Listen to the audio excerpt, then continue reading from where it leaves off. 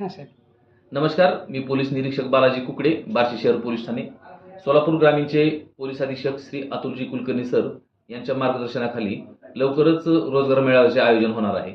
या रोजगार मेळाव्यामध्ये युवक युवतींनी नोंदणी करणे आवश्यक आहे.